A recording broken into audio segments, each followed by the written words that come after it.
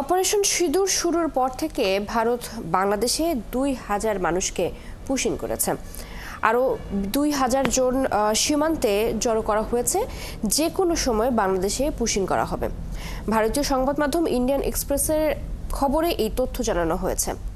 সেখানে আরও বলা হয়, আরও ১০ বা ২০,০০০ মানুষ বাংলাদেশে পুশিন করতে পারে ভারত। আরও জানাচ্ছেন নুরনবী সরকার।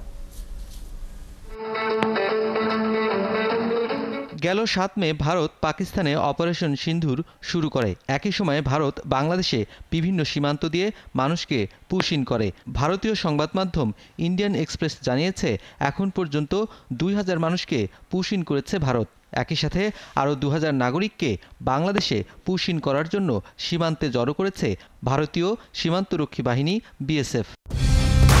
কালার এক্সপার্ট, জর্জ স্যাপ এবং মাইল্ড অন হ্যান্ডস টেকনোলজি সমৃদ্ধ অরিক্স ক্রিস্টাল ওয়াশ আপনার লন্ড্রি এক্সপার্ট। ইন্ডিয়ান এক্সপ্রেস আরও জানিয়েছে, ভারতের স্বরাষ্ট্র মন্ত্রণালয়ের নির্দেশে বিভিন্ন রাজ্যে অবৈধ অভিবাসীদের বিরুদ্ধে অভিযান শুরু করে। গুজরাট থেকে প্রথম শুরু হয়, পরে ত্রিপুরা, আসাম, মেঘালয় ও পশ্চিমবঙ্গ, বিহার থেকেও অবৈধ অভিবাসীদের গ্রেপ্তার করে। ভারতের দাবি, এরা বাংলাদেশি নাগরিক। ইন্ডিয়ান এক্সপ্রেস দেশটির সরকারি কর্মকর্তাদের বরাতে আরও জানাচ্ছে, পুশিনের শিকার নাগরিকরা বিভিন্ন সময়ে ভারতে এসেছে, এমনকি অবৈধ হয়ে পড়েছে, তাদের টার্গেট করা হচ্ছে। বলা হচ্ছে, দরিদ্র, শ্রমিক, এমনকি সাজা ভোগ করা মানুষও আছে পুশিনের শিকার নাগরিকদের মধ্যে।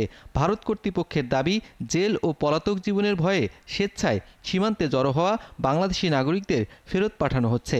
ভারতীয় কর্মকর্তাদের বরাতে ইন্ডিয়ান এক্সপ্রেস আরও জানাচ্ছে, আগামী কয়েক মাসে পুশিনের শিকার হতে পারে আরও প্রায় ২০,০০০ মানুষ। সেই প্রস্তুতি ভারত কর্তৃপক্ষ নিয়ে রেখেছে। সংবাদ মাধ্যমটি আরও জানাচ্ছে, ক্ষমতাসীন বিজেপি পুশিনের মধ্য দিয়ে রাজনৈতিক ফায়দা হাসিল করতে চায়।